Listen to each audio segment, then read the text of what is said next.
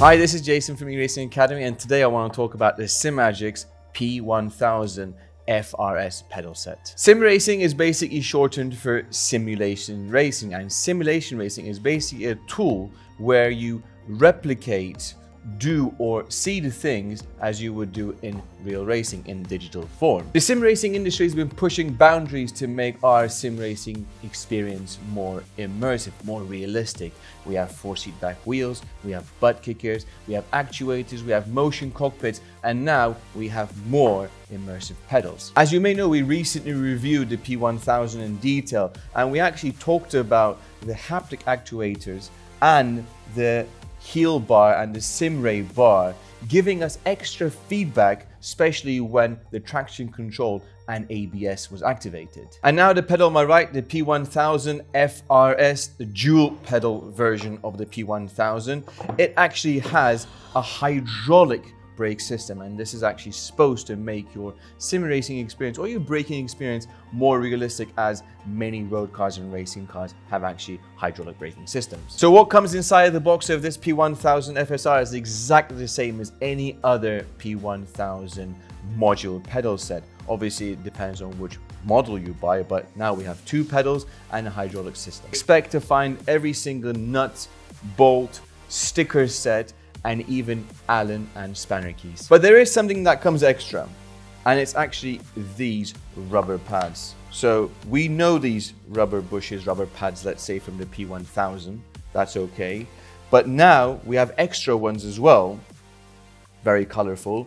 And as you can see, we have these aluminium spacers, and they're supposed to make your braking travel shorter. With this amount of rubber pads and spacing, you can actually really try your best to probably find the optimum braking feel you want to achieve. Whether you want to have a long travel or a short travel or a stiff or a progressive brake feel, everything you need is basically here. So my thoughts and feelings. Okay, let's start off with the throttle pedal. Exactly the same as the P1000 I have. I just made it stiffer by putting it into the higher adjustment, and you know, I have nothing wrong with that. Yes, it's a little soft for my liking. I already explained that in my previous P1000 video, but I lived with it for a while. I can still live with it. I'm used to it, so I'm going to pass that. So how does this hydraulic system work? Obviously, you got your input from your foot. You press into it. Then this hydraulic, this liquid, let's say, it forces a piston to push up and squeeze the rubber pads inside. So to make it clearer, or from my perspective, I can say that this is the brake pedal, this is the brake system, and this is actually the brake discs trying to stop your car. Depending if you want to have a stiff or a soft pedal or how much travel you want, all you have to do is change these rubber pads, and then you can probably achieve the optimum brake feel you demand. So changing these pads is actually very easy. All you have to do is just open this cap very quickly, and as you can see, the pads do come out.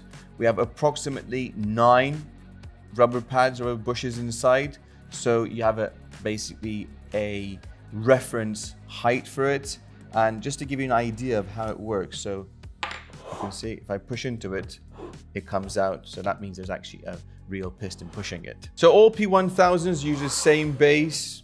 As you can see, normally in a 3-pedal set, we have the brake here, but this is empty because we're dual pedal. So even though we have 2 pedals here, you can still actually move these pedals a couple of holes right or a couple of holes left, depending on how you want to actually sit and have your feet on the pedals. So when it comes to mounting this pedal set onto your cockpit, in the box we have L brackets. You can use them, or you can use these 4 holes to mount it. And this template's actually same as a Fanatec pedal set. And when it comes to adjustability, we can adjust both the pedals' travel stops and also the angle of the pedal faces. Okay, finally, let's talk about the feelings I have for this pedal set, at least this hydraulic brake system. Initially, it was softer than I expected, because how I started off is I actually put the same rubber bush configuration as I have in the regular or this P1000, and straight away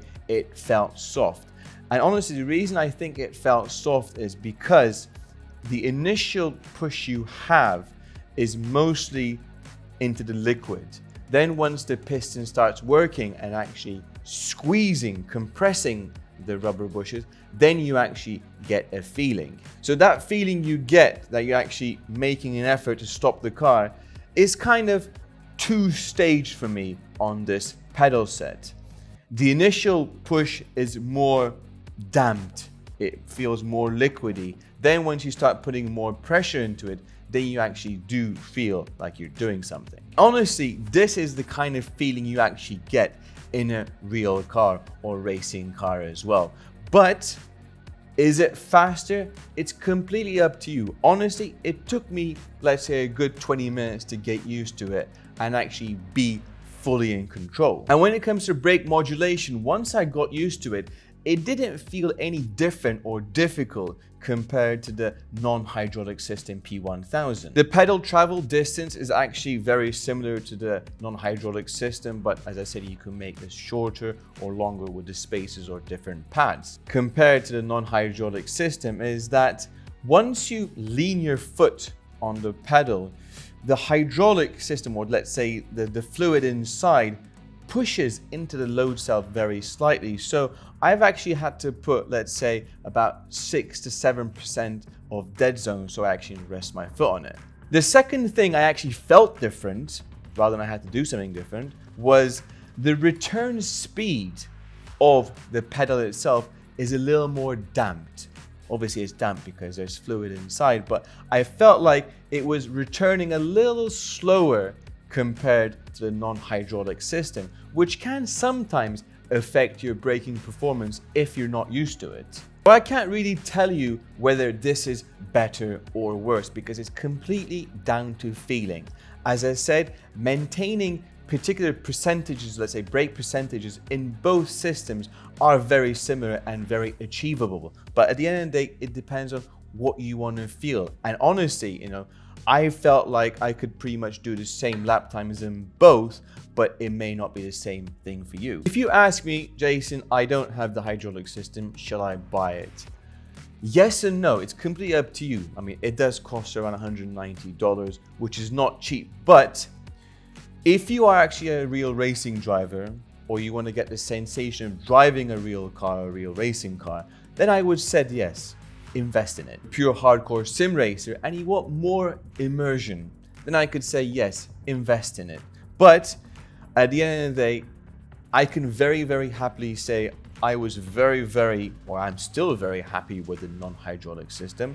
Now we've, let's say, upgraded to this system and I will use it and I will see how I feel in the long term as well. And honestly, I want to try more different configurations with the rubber pads and the spacing to see if I can actually replicate, really replicate GT style and Formula style braking feelings. Just a quick note before we close, I need to say, like any of the P1000 pedal set, this pedal set also allows you to use, add on the Simray products and the haptic actuators. Well, that's us for today. If you liked the video, please press that like button. If you haven't subscribed to the eRacing Academy YouTube channel, also subscribe. And hopefully in the near future, we will have more videos of the P1000-FRS. Until then, see you then, take care, bye-bye.